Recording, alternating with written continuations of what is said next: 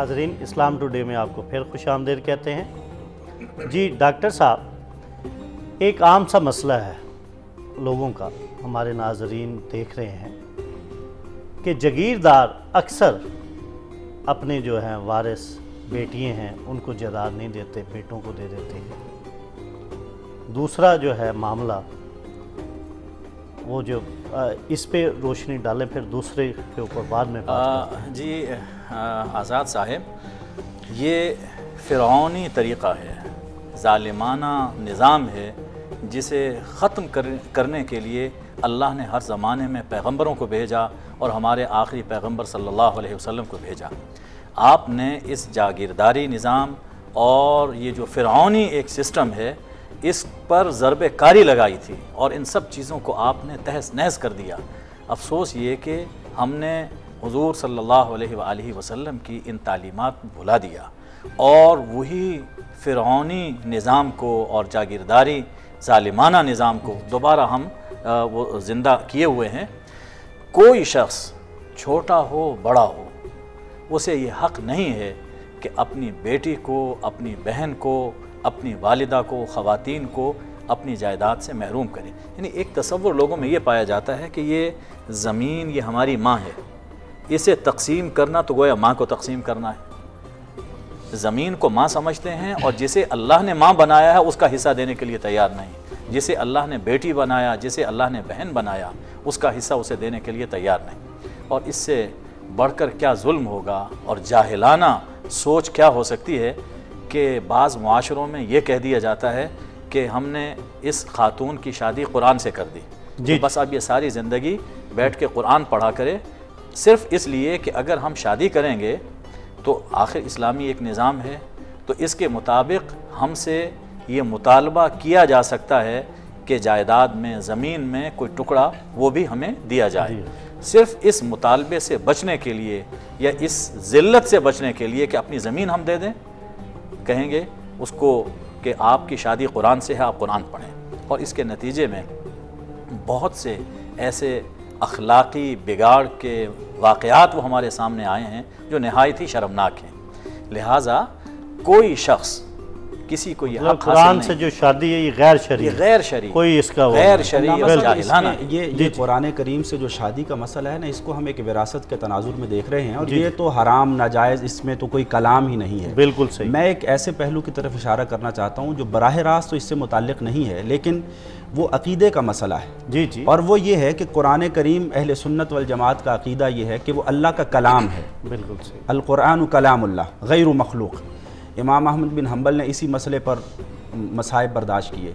अब अगर एक शख्स कहता है कि कुरान करीम से शादी की जा रही है, तो मुआज़ अल्लाह इसका मतलब ये है कि अल्लाह की सिफ़त कलाम से शादी की जा रही है, तो ये तो कुफर तक इंसान को पहुंचा सकता है, क्योंकि जहालत है, इसलिए हम ये नहीं कहते। लेकिन इसके नताइज जो हैं वो इंतहाई ख़तरनाक और संगीन है, और मैं ये समझता हूँ कि इसके ऊपर मीडिया की भी ज़िम्मेदारी है, उलमा की भी, दानिश्वरों की भी, हमारे ज़राए अबलाग की। इस मसले को बहुत ज़्यादा इस शरी तनाजुर में इसको उजागर किया जाए और बतलाया जाए कि एक तरफ तो वो हराम काम का इर्तिकाब कर रहे हैं अपनी बेटियों को जायदाद न देकर, और दूसरी तरफ अपने अकीदे की भी बर्बादी का सामान कर रहे हैं। तो इस मसले में मेरा ख्याल है कि बहुत मोहतात। बल्कि ये भी है, अल्लाह तबारक व तआला की तो सिफ़तें बयान हैं ही हैं, उसमें फ़िरौन भी है, नमरूद भी ज़ाहिर है। तो इसका मतलब है उसने सबसे शादी करा दी। ये अजीब मज़ा का खेज़ बात है। ये कुरान करीम की भी तौहीन है, अक़ीदे की भी बर्बादी है, और ये इस तरह की जो आप बात कर रहे हैं ये एक बड़ी अजीब। बल्कि ये बताएं हाफ़िज़ साहब कि ये जो लोग हैं, मतलब कई लोग हयात होते हैं ज़िंदा, और उनसे मुतालबा कर दिया जाता है कि वरासत तकसीम करो, अगर वो ना करना चाहें तो उसके बारे में ये बहुत ही अच्छा सवाल मैं समझता हूँ कि आपने कर दिया, और माशरे में ये बहुत चलन आम हो गया है कि अब कहते हैं कि जी मरने के बाद चूँकि फितने पैदा हो जाते हैं, लड़ाई झगड़ा पैदा हो जाता है, तो क्यों ना कि ज़िंदगी ही में तकसीम कर दी जाए।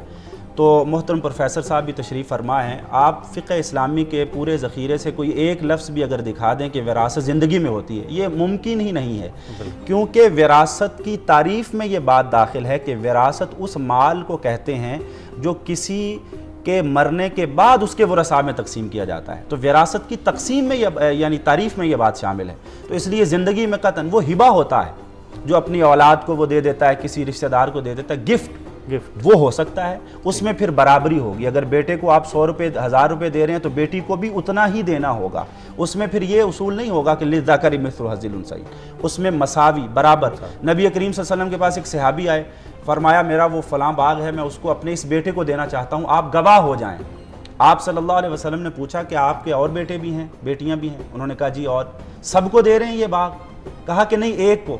तो फरमाया कि क्या इस जुल्म के ऊपर आप मुझे गवाह बनाना चाहते हैं? तो मतलब ये है कि विरासत की तकसीम का ज़िंदगी के अंदर कोई तसव्वुर नहीं है। हाँ, एक बात अलबत्ता हो सकती है, और वो ये कि जहालत चूँकि आम है तो कोई शख्स जो है उसको अपनी ज़िंदगी के ऊपर भरोसा नहीं है, और हर शख्स का यही मसला है। तो वो अगर एक ऐसी दस्तावेज़ लिखवा दे जिसमें कुरान और सुन्नत के मुताबिक हिस्सों की तकसीम और तफसील का ज़िक्र हो, और वो किसी शख्स को दे दे कि मेरी वफ़ात के बाद मेरे वरसा में उनके जितने शरई हिस्से कुरान और सुन्नत के मुताबिक हैं वो उनमें तकसीम कर दिया जाए, तो ये तो एक अलग बात है। लेकिन जो आपने पूछा था कि ज़िंदगी में विरासत तकसीम कर देना, इसका कोई तसव्वुर इस्लाम में मौजूद नहीं। जी हज़रत जी बिल्कुल ठीक फरमाया कि विरासत वो मौत के बाद ही हुआ करती है। हाँ, अपनी ज़िंदगी में चूँकि हमारे यहाँ अहकाम शरइया से लापरवाही भी की जाती है, वाक़फ़ियत भी नहीं होती, तो अगर कोई मोरिस वो इस एहतियात के पेश नज़र के बाद में कहीं गलत तकसीम ना ये लोग कर लें, तो अहकाम शरीयत के मुताबिक वो बता देता है कि मेरे मरने के बाद इस अल्लाह के फरमान के मुताबिक यूँ वरासत तकसीम की जाए, इसमें कोई हर्ज नहीं। बिल्कुल। अलामा साहब, इस सिलसिले में एक छोटी सी बात मैं वजाहत कर दूं। ये बाज़ लोग ये करते हैं कि अपनी ज़िंदगी में अपनी जायदाद जो है वो कहते हैं कि जी तमाम की तमाम जो है वो मैं इसको रिफाही काम में ख़र्च कर देता हूँ, जबकि वो रसा भी मौजूद होते हैं। ये भी एक गलत फहमी है कि ज़िंदगी में उसको ये इख्तियार है कि वो तमाम का तमाम माल जो है ये वसीयत कर दे कि मेरे मरने के बाद जो है वो फ़लाँ ट्रस्ट को दे दिया जाए और किसी वारिस को हिस्सा ना मिले, तो ये भी नाजायज़ है। सही मुस्लिम की एक हदीस है, एक सहाबी थे, उनके 6 ग़ुलाम थे, वो रसा भी थे और जो माल विरासत था वो 6 ग़ुलाम। अब उन्होंने ये वसीयत कर दी कि ये सारे के सारे मेरे मरने के बाद आज़ाद कर दिए जाएँ। नबी करीम सल्लल्लाहु अलैहि वसल्लम के पास वो रसा आ गए और कहा कि जी ये जो फौत शुदा हैं ये काम कर गए हैं और हमें तो कुछ नहीं मिला।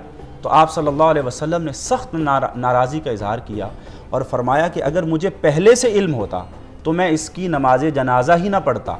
और एक मुस्नद अहमद की रिवायत के मुताबिक फरमाया कि मैं इसे मुसलमानों के कब्रिस्तान में दफन न करता। और फिर फरमाया कि ये वसीयत बातिल है, बल्कि 2/3 जो है टोटल माल का 2/3 आप वसीयत कर सकते हैं। तो फरमाया कि 2 ग़ुलाम आज़ाद कर दिए जाएँ और बाकी 4 जो हैं वो 1/3, सॉरी ये प्रोफेसर साहब ने तस्हीह कर दी, मैं माजरत चाहता हूँ, 1/3, 1/3 असुलुस, 1/3 जो है वसीयत कर सकता है और बाकी माल जो है वो रसा में तकसीम होगा। तो ये मसला भी हमारे माशरे में गलत फहमी की वजह से आम हो। छोटा सा वक्फा है, उसके बाद फिर हाजिर। नाजरीन, इस्लाम टुडे में छोटा सा वक्फा है, जाइएगा नहीं हमारे साथ।